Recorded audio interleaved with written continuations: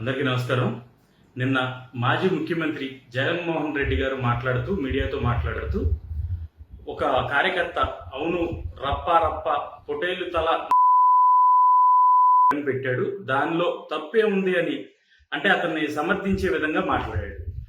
ఒక మాజీ ముఖ్యమంత్రిగా చేసి ఒక పార్టీ అధ్యక్షుడిగా చేసి అలాంటి వ్యక్తి ఇలాంటి మాటలు మాట్లాడవచ్చా అనేది అంటే ప్రతి ఒక్కరూ కూడా ఖండిస్తున్నారు. కానీ అలాంటి వ్యక్తి ఇలా మాట్లాడటానికి ఎక్కువగా అంటే ఆయనకి అవకాశం ఇచ్చింది కానీ లేదా ఇలాంటి మాటలు మాట్లాడే విధంగా ప్రోత్సహించింది కానీ ఇక్కడ కేవలం ప్రజలు అంటే మనమే ఆయన ప్రోత్సహించాం. ఎందుకంటే గతంలో 1,00,000 కోట్ల అవినీతికి పాల్పడ్డాడు అనేది ఆరోపణలు ఉన్నాయి ఆ వ్యక్తి మీద. అలాంటి వ్యక్తికి మనం మద్దతు ఇచ్చి ఈ రాష్ట్రానికి సీఎంగా చేసుకున్నాం. అంటే ఆయన ఉద్దేశం ఏంటి?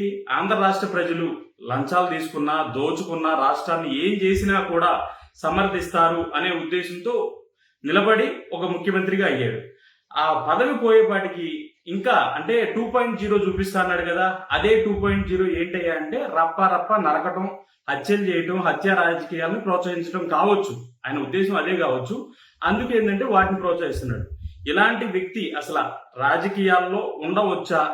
ఉంటే ఇలాంటి వ్యక్తుల్ని మనం అంటే వాళ్ళ అవసరానికి కొద్దీ ఉండొచ్చు, వాళ్ళ బెయిల్ కోసమనో రాజకీయ లాలోచి గురించను లేకపోతే శిక్ష పడకుండా తప్పించుకోవడం కోసమనో వాళ్ళ రాజకీయాల్లో ఉండొచ్చు, రాజకీయ పదవులను అడ్డం పెట్టుకుని వాళ్ళ పబ్బం గడుపుకోవచ్చు.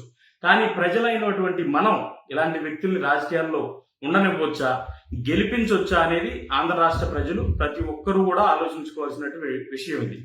ఈయన నిన్న ఏమన్నాడు? తప్పేంటి అన్నాడు. ఈ రోజు ఏమంటాడు? అవును 1,00,000 కోట్లు దోచుకున్నాను తప్పేంటి అంటాడు. రేపేమంటాడు?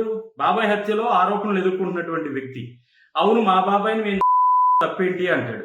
ఇంకా తర్వాత పోతే మా తల్లిని చెల్లిని తన్ని తరిమాము, మా తల్లి మా చెల్లె కదా మీకేంట్రా నొప్పి అంటాడు. ఇలాంటి వ్యక్తుల్ని ప్రోత్సహించడం అనేది మన చేతులారా మన రాష్ట్ర సంపదను కావచ్చు, మన రాష్ట్ర ప్రజలను కావచ్చు మన చేతులారా కోసుకుంటామే అని చెప్పని నేను అనుకుంటున్నాను.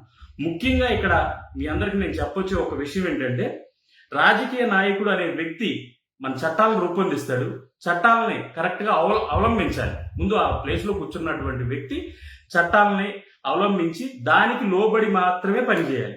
జగన్మోహన్ రెడ్డి అనే వ్యక్తి అధికారంలోకి వచ్చిన తర్వాత రాకముందు కూడా ఏ రోజు కూడా చట్టాలను గౌరవించలేదు.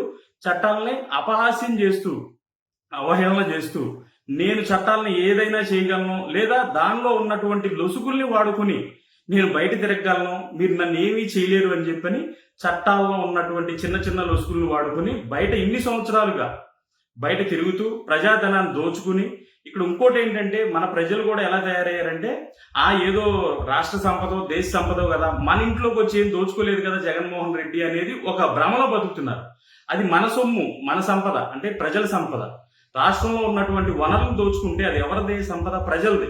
ఆ ప్రజల సొమ్ము ఇండైరెక్ట్ గా దోచుకున్నా డైరెక్ట్ గా దోచుకున్నా ఆ ఎఫెక్ట్ మన మీదే పడుద్ది. మనకి రావాల్సినటువంటి పథకాలు కావచ్చు, ఇవ్వాల్సినటువంటి డబ్బులు కావచ్చు, ఏది దోచుకున్నా రాజకీయ నాయకులు మనం కట్టే పన్నుల నుంచి లేదా మనం కష్టపడి ప్రభుత్వాన్ని నడపడం కోసం ఇచ్చేటువంటి సంపద నుంచే దోచుకుంటారు వీళ్ళు. అలా నాది కాదు నా ఇంట్లోది కాదు అనుకుంటే అది నడవదు. మీరు కూడా ప్రజలు కూడా చైతన్యవంతులు అయ్యి ఇలాంటి వ్యక్తుల్ని రాజకీయాల నుంచి తరమాలి. ఎందుకంటే ఈ రోజు ఇలా జరిగింది, రేపొద్దున ఈయన అంటే 2.0 అవలంబిస్తాడేమో. మళ్ళీ అధికారంలో కనుక వస్తే ఇలాంటి వ్యక్తి ఎంతటి విశ్వరూపం చూపిస్తాడు అనేది ఇప్పుడే మనకు చూపిస్తా ఉన్నాడు. తప్పేంటి అని అంటున్నాడు అంటే మొన్న గంజాయి దాగి రోడ్డు మీద యువకులను కొట్టే ఓకే, పోలీసులు చేసినటువంటి పని తప్పే, దాన్ని ఖండించు, అంతవరకు నువ్వు ఖండించు, అంతవరకు పర్వాలేదు. నువ్వు ఇంటికెళ్ళి పరామర్శిస్తున్నావు అంటే నువ్వు రౌడీల్ని గూండాలని హత్య రాజకీయాలు చేసేటువంటి వాళ్ళని ఎంకరేజ్ చేసి వీళ్లే నా ఓటర్లు అని చెప్పి నువ్వు తెలియపరుస్తున్నావా? లేదా మీరు ఏదో పనులు ఎన్నైనా చేయండి, మీ వెనక నేనుంటాను, అవినీతి సొమ్ము నా దగ్గర ఉంది, దాన్ని పెట్టి మీకు బెయిల్ ఇప్పిస్తాను లేదా మిమ్మల్ని నడిపిస్తాను అని చెప్పి వాళ్ళకి ఇండైరెక్ట్ గా నువ్వు ఒక రాజమార్గాన్ని నువ్వు వేస్తున్నట్టుగా ఉంది జగన్మోహన్ రెడ్డి. కాబట్టి ఇక్కడ ఏంటంటే జగన్మోహన్ రెడ్డిది అవసరం. 1,000 కోట్ల రూపాయలు ప్రజాధనాన్ని దోచుకున్నాడు. ఆ దోచుకున్న సంపదని దొరికాడు. దానికి శిక్ష పడే టైంలో ఏదో ఒక రాజకీయ పార్టీ పెట్టడం, వాళ్ళ తండ్రి చనిపోవడం, రాజకీయ పార్టీ పెట్టడం, ఆ రాజకీయ పార్టీ ద్వారా కొంతమంది రాజకీయాల్లో ఉన్నటువంటి స్వలాభం ఆశించేటువంటి వ్యక్తులు సపోర్ట్ తీసుకుని ముఖ్యమంత్రి అయ్యాడు. దాని ద్వారా అంటే జైలు శిక్ష పడకుండా కావచ్చు, జైలుకి వెళ్ళటం తప్పించుకోవడం కూడా కావచ్చు చేశాడు. మళ్ళీ మళ్ళీ అదే తప్పు చేయకుండా మనం కాపాడు. జగన్మోహన్ రెడ్డి అనే వ్యక్తి గత 5 సంవత్సరాలుగా చెప్పినటువంటి మాట ఏంటంటే, నేను ప్రజాపాలనలో బిజీగా ఉన్నాను, కోర్టుకి హాజరు కాలేకపోతున్నాను అని చెప్పాను అన్నాడు. నువ్వు ప్రజాపాలనలో బిజీగా ఉన్నా కూడా, అంటే నువ్వు సచ్చీలుడు అయ్యి, అంటే నీ మీద ఒక ఆరోపణలు వచ్చినాయి, నువ్వు 1,00,000 కోట్లు దోచుకున్నావా లేదా అనేది, ఇదిగో నేను దోచుకోలేదు, నేను నిజాయితీగా సంపాదించానని చెప్పిన ఆధారాలతో సహా నువ్వు ప్రూవ్ చేసుకుని బయటకు వస్తే నిన్ను నమ్మేవాడు. నువ్వు తప్పించుకునే తిరుగుతున్నావు, ఫస్ట్ నుంచి కూడా దొంగలాగా తప్పించుకుని తిరుగుతున్నావు. ఇప్పుడు ఓడిపోయిన తర్వాత కూడా నువ్వేం చేస్తున్నావయ్యా అంటే, బెంగళూరులో కూర్చుని కరెక్ట్ గా కోర్టు వాయిదా టైంలో ఏదో ఒకటి కార్యక్రమం రూపొందించడం, ఆ కోర్టు వాయిదాలని ఎగ్గొట్టడం చేస్తూ ఉన్నావు. ఇవన్నీ కూడా ప్రజలు గమనిస్తూనే ఉన్నారు. కాబట్టి నీ ఆటలు ఎక్కువ రోజులు సాగవు. ప్రజలు ఏదో ఒక రోజు బుద్ధి చెప్పి నిన్ను బెంగళూరు ప్యాలెస్ కాదు, సెంట్రల్ అంటే చర్లపల్లి సెంట్రల్ జైలుకి నిన్ను పంపించే రోజు దగ్గరలోనే ఉందని చెప్పి తెలియజేస్తున్నాను. కాకపోతే ఇక్కడ ముఖ్యంగా మళ్ళీ నేను చెప్పేది ఏంటంటే, ప్రజలు మనం చైతన్యవంతులు కావాలని చెప్పి కోరుకుంటున్నాను.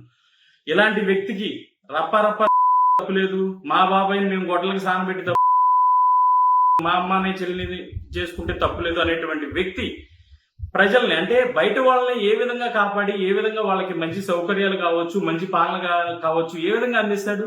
ఇంట్లో వాళ్ళకే దిక్కులేదు, ప్రజలకు ఏ విధంగా అందిస్తాడు? ఆలోచించి చైతన్యవంతులయ్యి, ఈయనకి గనక కర్మగాలి 2029లో అనుకోకుండానో లేదో కర్మగాలి అధికారం వస్తే రాష్ట్రాన్ని సర్వనాశనం చేస్తాడు అనేది పక్కా.